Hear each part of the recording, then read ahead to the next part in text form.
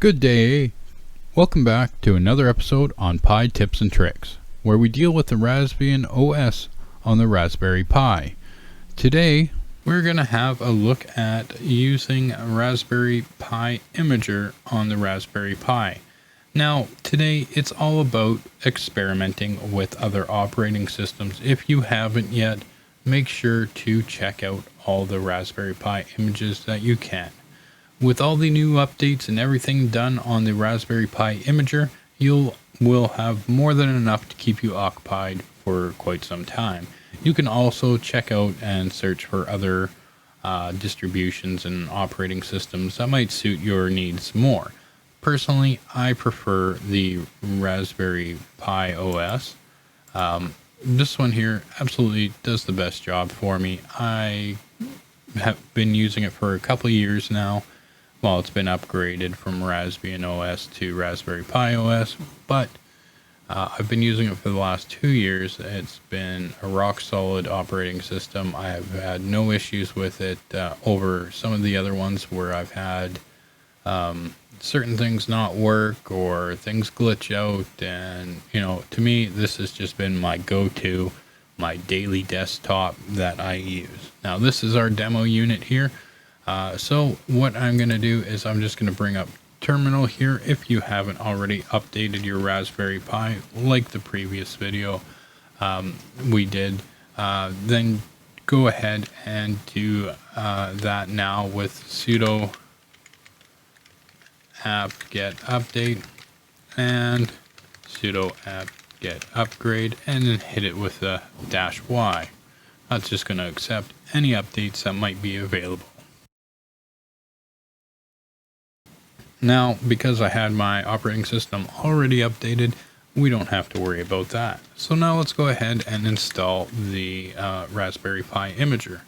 Usually it's not pre-installed, but you can add it pretty quickly by going sudo apt get install rpi imager and then hit enter. I already have it installed because I installed it a few minutes ago and totally forgot. I forgot to hit record. So all we're going to do is hit exit here. We're going to go to our menu, and then we're going to go to accessories and then imager. And basically what we're going to do here is we're going to choose our operating system. Now today I'm not going to go ahead and install anything because I'm happy with my Raspberry Pi OS. The only thing I'm not happy about is there is no 64-bit Raspberry Pi OSs here. But in general purpose, I am happy to see Manjaro ARM Linux here.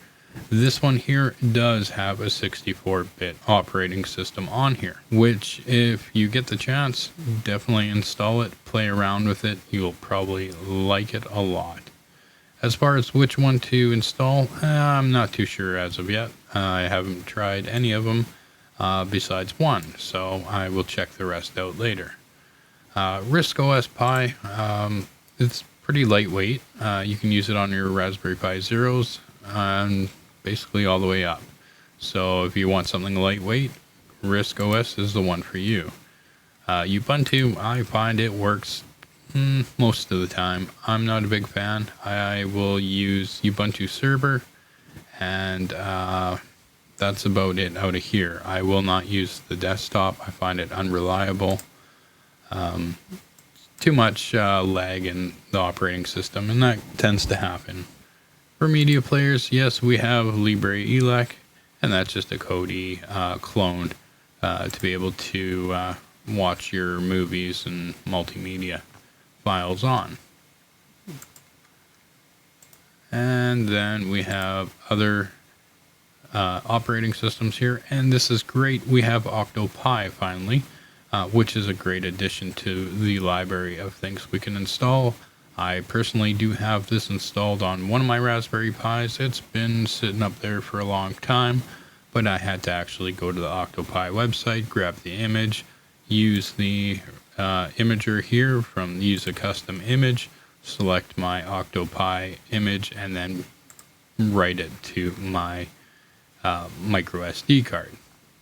So there is a bunch of other stuff here. You can format a card as a FAT32, And yeah, there's a bunch of other stuff there. So yeah, you would select your operating system if you downloaded it from another site that you trust, or an image. You might have made your own images and you want to burn them onto multiple micro SD cards. You can do that here as well.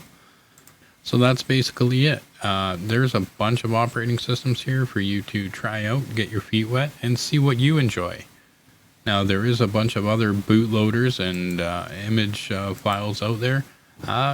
Just make sure you read up on them and see if they're reputable or not, and what you want to try. There's just a ton of things out there for using with the Raspberry Pi.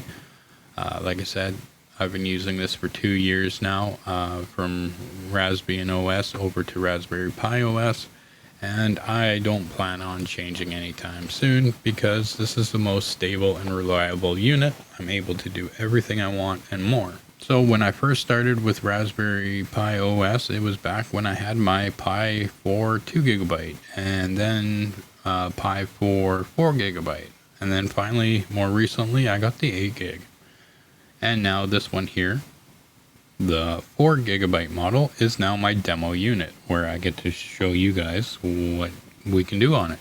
So with that being said, don't be afraid to check out other operating systems. You do not have to just use this. Now, if you are using Noobs on the Raspberry Pi, chances are if it's the updated Noobs version, you're going to have those same options available to you. So make sure you grab a more current image from the raspberrypi.org library there, and make sure you update your Noobs SD card for that, and then pop it in, and away you go. So if you have any questions or comments or any tips and tricks that you'd like to see featured on here, post in the comments section below.